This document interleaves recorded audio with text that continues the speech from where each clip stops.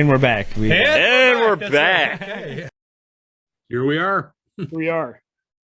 Well, it's going to be kind of a different podcast because I don't know how biker related we're going to be. We're just going to like look at our phones and like go off of the shit we see and make comments on it because Oh boy. 2/3 of YouTube is reaction videos. So this is us reacting to our social media fucking feed.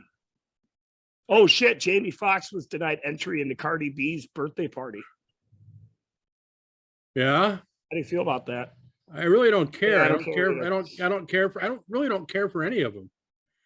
Fucking Tom Brady's still playing football, man. Can you buy me? God damn, man. And Giselle's going to divorce him, I guess. Well, can you blame her? I mean, God, I hope he gets another woman. I really have my doubts, Yeah, I don't know. I don't know how he's going to do on the open market, being, a billionaire, sex symbol fucking quarterback guy. It's yeah. And she's like she's like 7 times richer than him. There's nobody to cry for in that battle. No, I don't. I really don't. I don't care. I get some of the best stuff that I read off of the Victory group. There's a Victory owners group on here. I'm trying to scroll down because some of these guys are. It's like they're like a whole different breed of motorcyclists, man. They really are. First of all, they hate Harleys. A lot of these guys, they just can't stand them, right? Yeah. And that they always talk about Harley people are such snobs, and then they're like worse snobs in the process. So, well, yeah, that's the catch.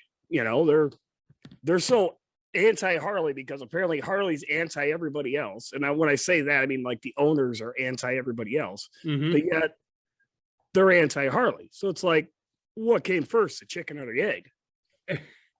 It makes you wonder, right? I hate to be. It's that old fucking argument, who's the bigger dick, non-Harley riders or Harley riders. I mean, it's probably equal because it's just people. People are dicks.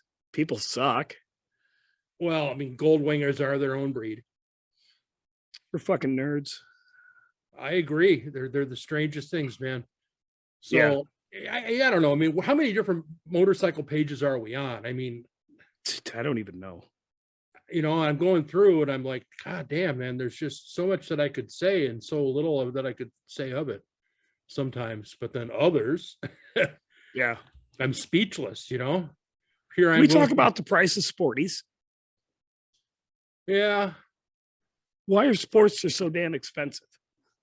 You think that you would think that they would be cheap as hell because they come a dime a dozen. I mean, go into the marketplace and see, right? You're going to get a 10-year-old Sportster with 2,000 miles on it. 883, a hugger. Yeah. I mean, I know somebody that just sold their, God, what was it? It was an 06 1200 with like 20 some thousand miles for like $8,000. Huh? Like, what? You could buy a new for like 10. Yeah. 12. Unreal. Yeah, it's just weather down there. With it's right now, it's about 85, man. Humid as hell. Nice. It's cold. What's that? It's cold up here. Yeah, I know. I check your weather to see. It's not fun. It's interesting down here. There's going to be right now. It's a huge humanitarian effort that's going on with all the water. Like the wind damage was one thing. The water damage is something entirely different. There's areas that probably aren't going to be cleaned up until the end of the year, if that. But what's going to start happening down here is you've got all these vehicles in the water. Their batteries are going to start to leak. The gasoline's going to start the oil is going to start to leak. The coolant's all going to get out of this water. You got porta potties down all over the place. There's all these chemicals right now. A lot of the coastal water, the further you get down, like South Sarasota, towards Venice, Englewood, Fort Myers, Bonita Springs, it looks like root beer and it smells like low tide, like really, really putrid, bad low tide. Yeah. And that's like just the first 5 feet. But then the thing is like a mile and a half out, and the water, it looks Caribbean. It's like this beautiful, beautiful opaline color. I mean, it's getting weird down here, man. A Yeah, why is that? Like, what do you think's causing it? lot of stress from the storms. The closer you can get, it's really palpable. You can feel it in the air. The closer you get to it, we took a drive yesterday. Dawn, I had the day off, and we went out to Siesta Key. Mm. And Siesta Key, made famous by MTV with their Siesta Key show. And man, they got hit really, really hard. It's like a bomb went off there in terms of brush.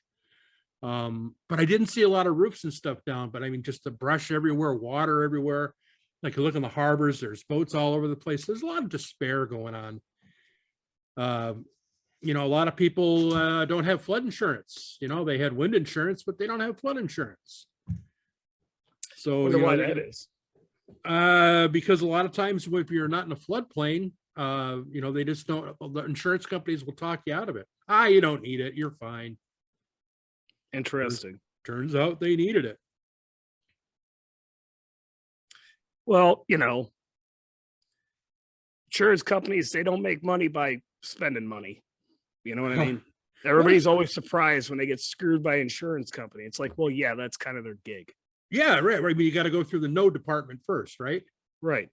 Yeah, I mean, you think about it too. What a scam! You pay your premiums. You pay. You pay. Finally, when you got to go use it, you got to pay your deductible, right? And then what happens after you use it? Your rates go up. It's like I want to get a hold of some of that weed, because whatever they were smoking when they fought that shit up, it's got to be some good stuff. It's not weed. Yeah, I've tried to go through my feed, like I'm not getting a lot of motorcycle shit, man. What the hell's going on? Normally, there we go, bikers. Usually I see some good postings off of MC 101. Oh shit. Got me an article. All right. 15 secrets outlaw motorcycle clubs don't want you to know about them. Oh, these are always beautiful. Yeah. Well, this is coming from the good people at let's see. What's the name of this website? American Legion Rider. Oh, we know a few of them. Yeah. So let's see what they got to say.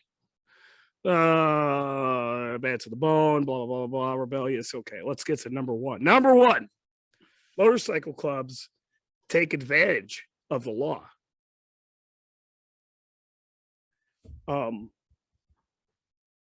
What? How so? Well, you would think that an outlaw MC are a bunch of doohickey groups without knowledge about the existing laws. But this assumption is quickly thrown out of the water when you discover their sophisticated organization that protects them legally for insurance. The famous outlaw club, the Hells Angels. Big deal. Yeah, the big ones. They sued Disney for copyright infringements for their name in the Wild Hogs movie, and they won. So I just watched that the other night. Great movie, classic. Never seen it. Wild Hogs? So here's a secret, hot tip. Motorcycle clubs also have rights. So who knew? Who knew? Yeah. American Legion Rider is fucking on top of shit. Gotta love Let them. us know the secrets. They obviously, this is number two, by the way. Number two, they obviously engage in some criminal activities. So, Okay. yeah, it doesn't really talk too much about what activities they're involved in, but they are various. So, hot tip number two from the American Legion Rider is that motorcycle clubs, some of their members break the law. Who knew? I didn't know. I never would have thought it. Well, hold on. We could talk about our club side ventures. I mean, we've got the Chop Shop, right? Yeah. We've got our version of Kara Kara, the whole sex thing we got going on in the basement. We're making all those videos. Yeah, that too. Oh, Sure. Of course, we've got the human trafficking. I mean, that money there. Yeah, I mean, we've Guns for basically got hire. our hands in so many illegal. Yeah, because Oh, it's just we're busy yeah. people. We're busy people. I mean, especially if you're in a motorcycle club, cops don't even think about you for crimes. So I mean, they're not going to watch you or look at you or anything. They're not even going to like look twice. You go by, there's like whatever. Fuck those Yeah, guys. yeah. Oh, no, he's fine. We'll leave him No. alone. Sure. No. Jesus Christ. Oh, you don't cross their territory. That's number 3. You don't? Yeah, you don't do it. They're very territorial. Yeah. Huh. Yeah. No, I don't know where they're getting this information from. The internet. Women are mere property. Yeah. Well, we talked about that property of Patch? We have, haven't we? I think we did a long time ago. There's so many Lots of people have. There's so many misconceptions about that patch. Yeah. It really is. That protects our women, is what it does. Yeah. Yeah. Yeah. But according to the good people at the American Legion Rider, property belonging to an existing woman and women in the club barely have rights and are quite often second fiddle to the male members. Can't really argue that. No. Well, in fact, married women. Well, yeah, it's it's relatively tame, really. This article, the ones I've seen from the past, they don't mention it. They don't get passed around. That's always pissed me off. It's like, that's the difference between a club mama and a club old lady, though. Well, yeah, I mean, there's certain clubs have certain chicks that hang around just to fuck dudes, but I mean, it's not as common as you would think. In fact, I maybe know of a couple of chapters that have that type of shit. We can't necessarily say that we haven't seen patch whores out there, but it's not like Hollywood depicts it. Did you get that? My wife, she's watching. Yeah. I mean, oh my God. There's a difference between patches and colors. There is. Let us investigate what they mean. Okay. Different patches and colors carry various meanings for things that members of the MC stand for. A biker jacket, which, by the way, I don't know why the fuck they insist on calling it a jacket. It's a vest at best. Or a cut, yeah. Or a cut, yeah. Or your rag. Or a rack. Yeah. A rack, not Iraq, just to be clear. So anyway, our jackets. Yeah. Usually have different patches have different meanings. Aha. The top patch on the jacket back is a motorcycle club name. Really? In the middle is a logo. And the bottom rocker is a territory which belongs to the outlaw club. Okay. That's it. I don't know what they mean by patches and colors. Because colors is usually just in a reference to patches. That's why when you have soft colors, which is a t-shirt with a design on the back of it that looks like the back of your vest, they're called soft colors because your hard colors would be your vest. Yeah. Well, I mean, they're probably also alluding to like getting your red wings, getting your brown wings, the significance of the number 13. Well, yeah, there's different patches, but I mean, there's certain patches that I guess certain clubs have that aren't exactly air quotes colors. Yeah. But it's part of the color spectrum. But, it goes with it. But in a patched member world, there's very little variation. Like there's not a lot of variation out there with what we have on our patches. I mean, most of us have some sort of a, we're BFFB, most of them have some sort of a version of that, Yeah. I mean, there's a million different, variations of the exact same thing. But I mean, I think out in the independent biker world, you probably get more patches, what they call flash patches. Like Yeah. the biggest one is the Dilligaff, Yeah. which you'll never see me put on anything I own. No, I get it. That shit, I don't know, man. I mean, if you've got that on, oh god damn it, somebody's knocking on the door. Pause. Yep. So you guys, where do you want to start on? Oh, we were talking about flash patches and Yeah. oh yeah, You're gonna have to edit this one up. You know, that's the problem with doing it at a clubhouse. People stop by and they want to say hi. So, I know. Sometimes it they is come what in it for a is. beer. yeah, you know, and hey, it is what it is. I think the last thing I said is I will never wear a Dilligaff patch on anything I own. Well, yeah. I mean, there's a lot of patches that, you know, the loud pipes save lives. I mean, it's cookie cutter at this point. What's the other one? ATG, ATT. All the gear, all the time. Oh, I don't. Yeah, I know. It's just you're right. It's all cookie cuttered. In fact, we're talking about social media, and as you were catching up with your friend there while we were on pause, I was going through it, and it's the same regurgitated shit as long as it's all been around. Yeah, it's like the same meme comes back around again. You know, same topic. Telling me how everything's great. It's only 1 down and 4 up. You know, and you know what I mean. Well, it's 1 down and 5 up if you know, 5 up if you're doing it right. You know, if you're on an Evo, you're going to go for that 5th one twice. But some of us got 6 speeds with Evos. Yes, you do, don't you? I mean, once you get a chance. Allegedly. Well, I think next year I'm not going to go for the change the transmission. I'm going to try the change the pulley and the belt. Oh yeah.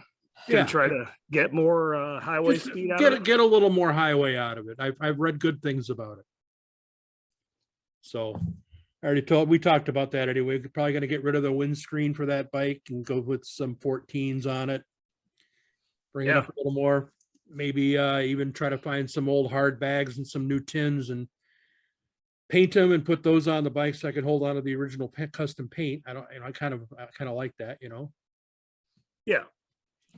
But all it takes is time and money. Yeah. I got one of a lot, and the other one I don't got a lot.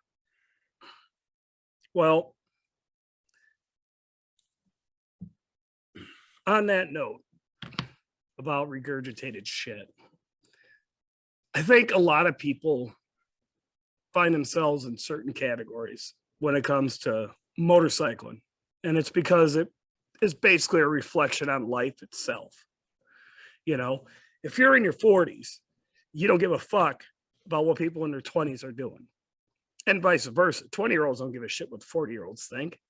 And the 40-year-olds don't care what the fucking 60-year-old thinks. You know what I mean? In the club world, it's a little bit different. You kind of want to talk to the guy, the old timer that's been around and done that and get tips. But for the average dude, it's just riding bikes and he's not part of a club. He doesn't give a flying fuck. You know, they just want to copy the style so they look cool. You know, it's very true. I mean, a lot of people they talk. You know, it's a great idea on paper, right? It's nice and stylized for them in social media to talk about riding their motorcycle every day or taking that long trip until they actually start to do it. You know what I mean? And that's, you know, that's where the rubber hits the road, man. I mean, you know, all weather, you know, I mean, I know you well enough to know that, you know, until that snow hits the ground, you'll be on your scoot. Well, when it's working. Well, that's the other thing I know about you. Yeah. That's the showing its age, man. You know, my bike, my Road King's got 50,000 miles on it. Yeah. Is that a lot for a twin cab? Not really.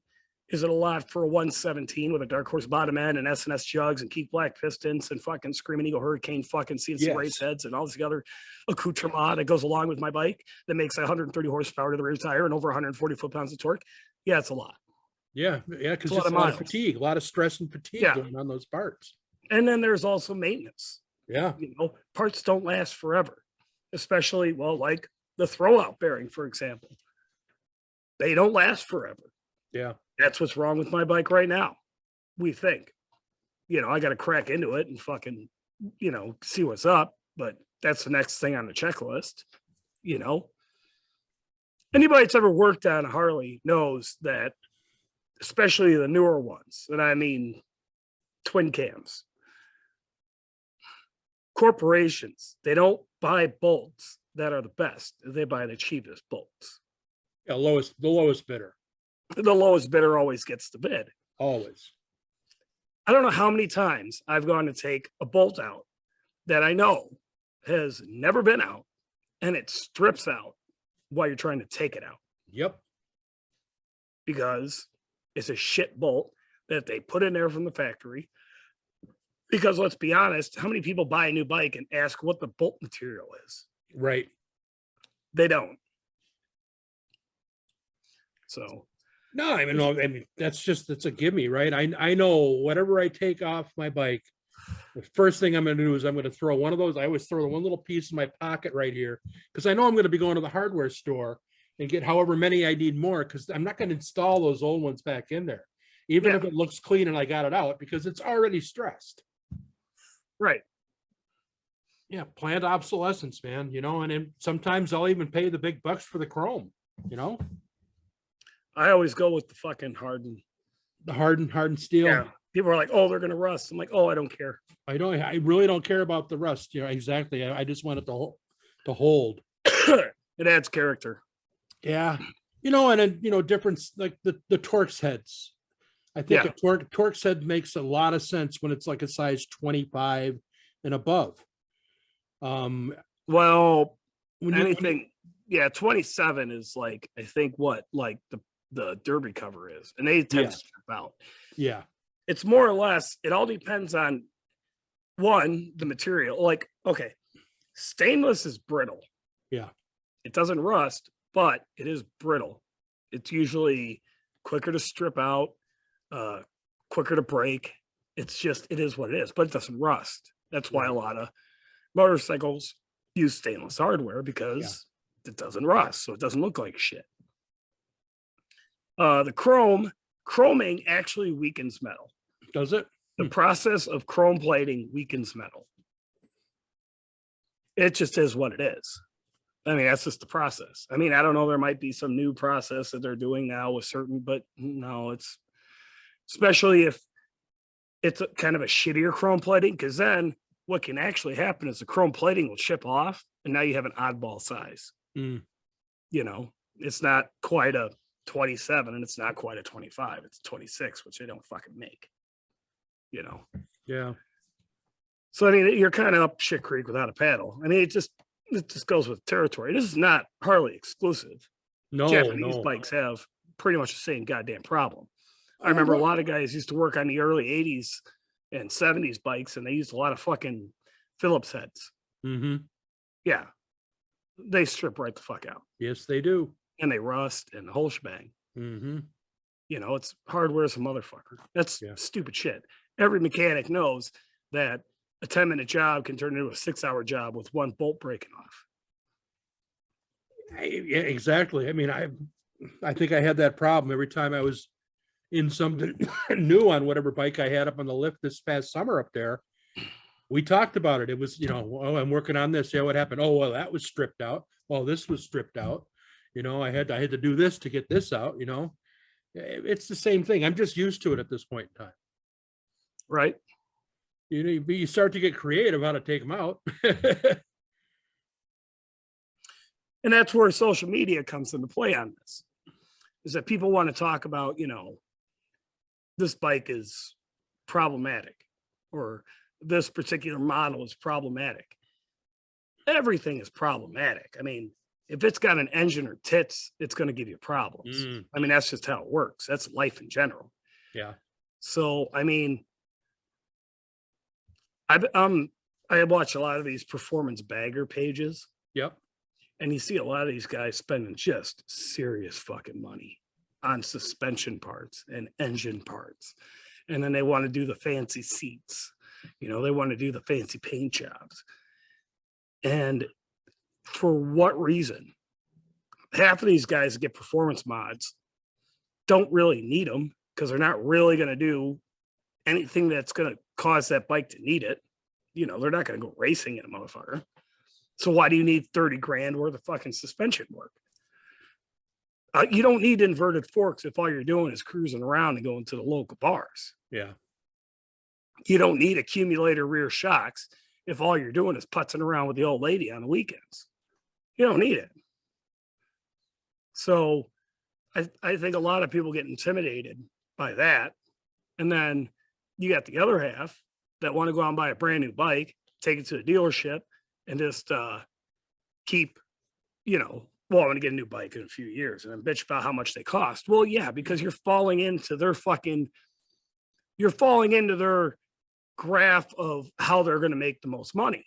And if the company's going to make the most money, that means you're going to spend the most money. That means you're not going to get the best deal. That means that you're going to pay for whatever, because you need to have a brand new fucking motorcycle because you're like, well, I don't know if I can fix it if it breaks, or I don't know if I can afford to fix it if it breaks. And that's how you see these guys going out every fucking few years getting $40,000, $50,000, $60,000 fucking motorcycles, you know, because they're afraid of that $1,000 bill that might pop up out of nowhere. Well, you know, a lot of guys do that with boats and stuff too. Oh yeah. You know, it's the same thing. You're right. You're better off learning to fix your shit because yeah. I mean, listen, I know not everybody's mechanically inclined or even wants to be. You know, I get it. You know, it's not for everybody, but independent shops can fix most things. Most independent shops, reputable independent shops. Do your homework, you know what I mean? yeah. But Yeah. you know, Please do your read the fucking reviews. Yeah. All of them. Trust me, there's good ones, there's bad ones, and everything in between. Oh yeah, I mean, in the dealerships, I mean, you know, Harley dealerships, they've really got it. They kind of got a good handle on it in the respect of selling new motorcycles is their biggest focus, and the fact that, I mean, I think what's the year now? What are they up to? 2010? I think a lot of times they won't even work on a motorcycle. If it's some of these dealerships, if it's like, you know, before 2000, you know, they won't work on an Evo.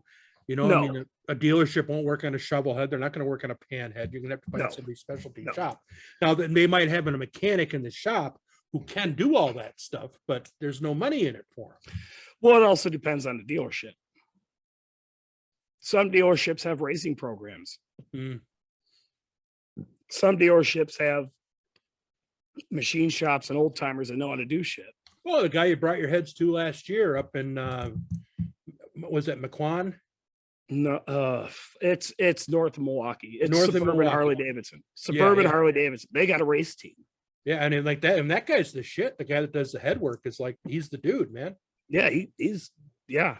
I mean, he's not XL, but at the same fucking time, he's doing, you know, good quality work. He's making fast bikes. I mean, and he's an old boy with, you know, some old machinery, but he still knows what's up. Wow, we were in there, man. He had heads all over the place. You started talking about it. Boom. He knew right what you were talking about. Like, Yep. And it wasn't an exercise in futility for you. You were actually happy about that. I remember that trip. You know, when I didn't have to fucking, so I went to a place, and I won't say the name of RP Right. on motorcycles up in Sturtevant, but, or Sheboygan, but Wisconsin, don't go there. But when I have to explain what I want and that it does exist, and I can give you all the measurements of where everything should be, Mm-hmm. and then you have to argue with me that they're not right, that you want to do it your way. And I'm like, well, no, because, and I can show you, okay, here's the part. Well, I don't think we can do that. And you try to tell me that some casting flash is a crack. I mean, come on.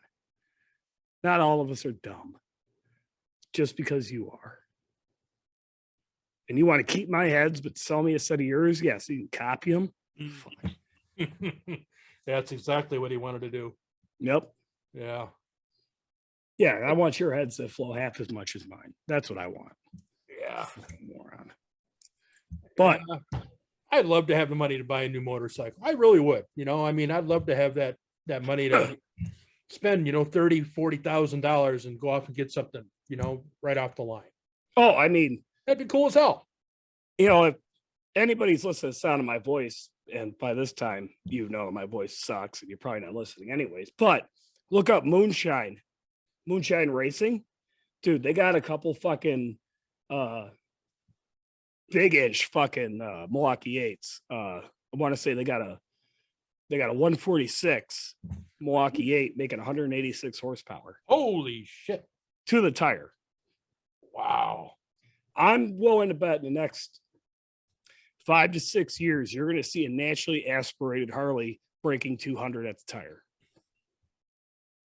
And we're talking about a pushrod V twin. You're going to see it, Well, if that Pan American motor that Harley came out for their all-purpose bike is pushing 151 horsepower, I think, already. Yeah. Now they don't have the torque, No, but it's a lighter bike anyways. yeah, but they're onto something, right? I mean, Innovations here. yeah, The newer bikes are getting better. Yep. They always do. I mean, let's be quite honest. If it wasn't for AMF, the shovel head would have been better than the pan head. The pan head was way better than the knucklehead. The Evo was better than the shovel. yep, The twin cam, arguably, is better than the Evo motor. Now, granted, I will say this: the Evo is hard to beat.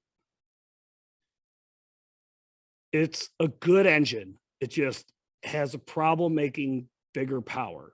right. It's very reliable, though. I mean, they're bulletproof. Extremely reliable. Yeah, But if you want to make a whole bunch of fucking horsepower, I mean, once you get into the 100, 110, you're kind of hitting that limit, Yep. And there's a bunch of twin cams out there making 120, 130, 140. Yeah. 150, and now with the Milwaukee 8s, I mean, there's guys with the 131 with a set of cams, heads, and a throttle body pushing 150 plus. Jesus. I mean, they're basically doing top end work and they're getting 150 plus horsepower. Now, can you? Now, if you want to get crazy and go with like a 4.5-inch bore and split the case and do a bunch of shit and make it a 146 and get close to 200, you can do that. And I'm going to tell you this right now, with them liquid cooling the heads, that's going to open the door for more horsepower, because horsepower makes heat. This is all there is to it. Horsepower makes heat. Yeah. And if you can cool that fucking engine down, you can get away with a lot more shit. Yep. Got kind of nerdy there for a minute. Nah, I don't know. That's good stuff. We both rode Chop Spike. He had was it a 2018? It was a Milwaukee 8, a stage 4, performance package on that. I mean, yeah, stage 4, it was a 117. It had heads. I wasn't overly impressed with it, though. I mean, it was what it was. For one, he had it set up for him, and he had little tiny size 11 feet. I got size 16, so it was set up for him. So I wasn't as comfortable on it as I could have been. Sure. And you got to look at it like this. Yeah. Was it as fast as, say, my 117? No, not even close. Not even in the ballpark. However, his came with a warranty. Yeah. His came with a warranty. It came with the fact that it didn't overheat. Mm-hmm. It came with rideability. Mine chugs if I'm not doing like 2,500 RPMs. That fucker does not even want to be running. And that's with a guy who knows what the fuck he's doing with a tuner that's got it so set up to where it's supposed to be the most streetable as humanly possible under $3,000. And it's still kind of a pain in the ass around town because of the cams that I run, the 662 fucking T-Man cams, the fucking big fucking heads. I mean, it's just, you know what I mean? You can't, I ride with you. Yeah, I know. I mean, first gear for you is a pain in the ass around town. Yeah. Sometimes there's not enough room in front of you to friggin' ride your bike. Well, I mean, I can. It's just, I got a pain in the ass. it's not like a normal bike. Yeah. You know, I can't just let the clutch out normally and just take off nice and slow. Go, you know, because the cams are trying to fucking get that thing to build horsepower. Mm. You know what? I mean, that thing revs so goddamn quick. You know, it's just, it's great if you're fucking around. It's a pain in the ass in stop and go traffic. I did say to one of the prospects, he was like, man, Dirty takes off so fast sometimes with the bike. And I'm like, and he said, here's the deal. I said, right when he's taking off like that, don't try to catch him. I said, because he'll slow down. He's just getting his bike up to speed. You know, you'll get up to him. He'll slow back down again for you. But you know, first of all, you're not gonna compete with it. No. Your 103 Don is not going to keep up with my Road King. Sorry, No. it's just not. No. Also, can we talk about how 103s suck dick? How is it so slow? I don't know. I don't know how many times I've ridden a 103 and they're less impressive than like an 88 or a 96. Like, remember back in the day, we went to that. Well, I don't think you were there, but we went to a bike event where they had a dyno. And it was a free dyno tune your bike. Or not dyno tune, but just dyno it. They're going to tell you how much. This past summer when we were there? No. This was years Okay. ago, back when I had a dyno. Okay, gotcha. Okay. And it was basically a guy took your bike, did 3 pulls, and he told you how high your horsepower number went. Uh-huh. There were guys at this bike show with tunes and basically a stage 1 air cleaner pipes. Okay. 103s making 68, 67, maybe a 70 horsepower at the rear wheel. My fucking bone stock 88 fucking Dyna, my 2000 Dyna with an air cleaner and gutted mufflers with a carburetor that I jetted myself was making 78 to the fucking tire. And a clothespin tuner. And a clothespin that I had to use for the choke because that's a real thing. Google it. But yeah. So, I mean, the 103s suck. I tell people all the time, if you get a 103, they're fine, but don't expect a whole lot out of it. Now, the 110s, for whatever reason, seem to make more power than the 103 by far. But whatever they did to them, they did to them. I don't know, probably different heads. I don't fucking know. Different cams. I don't know. But anyways. Well, content. Yeah. Content. Yeah, I want to get out there down here a little. Things are starting to settle down, like I said, with the whole hurricane, you know, that little wind and rain fest we had here. And see what it's doing to the biker scene. Yeah. Well, Daytona's kicking off this weekend. So It is. I've been seeing started tonight. Been seeing some postings from the guys from the West Coast Florida riders. They brought a group. I've had 25, 30 people up the end of their way up there. So yeah, I'll reconnect with them. I'm probably gonna reconnect with that Ruby Charlie there, Charlie girl, and Dutch Van Alsten, the author, has authored a 4th book now. Yeah, what's it about? It's about a woman's motorcycle club, the Righteous Ravens. The Righteous Ravens. Righteous Ravens. That's right. The old RRs. The old RR. And in all of his books, the stories happen all in this area. Weird. Yeah, right. For some odd reason. I don't know. Well, that's about what I got going on, man. You know, I mean, I got down here a day later. I've got 4 fishing rods to fix and a custom job for a guy to build. You know, that was within 24 hours of being here. So nice. Yeah. Good work if you could find it. Yeah. Well, keeps me from drinking. I hear you. Keeps me from drinking. Well, that's important. For me, I kind of miss it. I do miss it, man. I miss the bourbon. I do. Yeah, I hear you. I know it's fun, but kicks your ass more than it helps you out.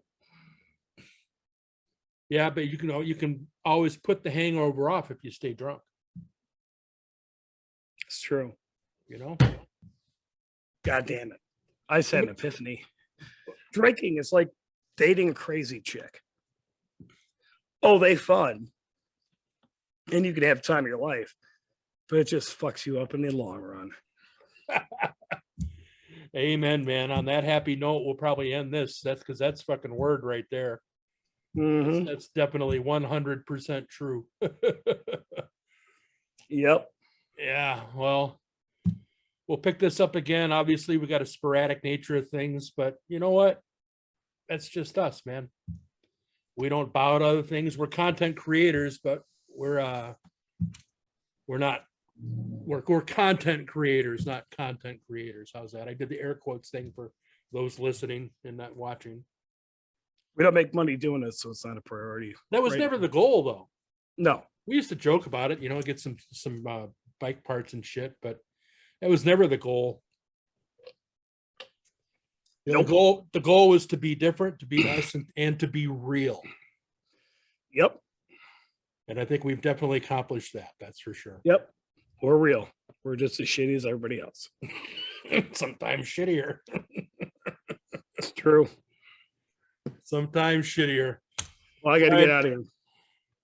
All right, brother. I'll let you go. We'll call this a finished episode 118. I think this is. Yeah. Completed.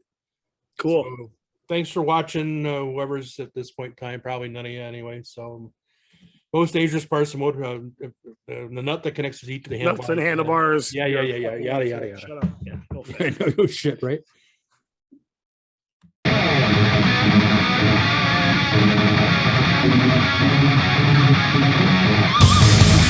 Thank you.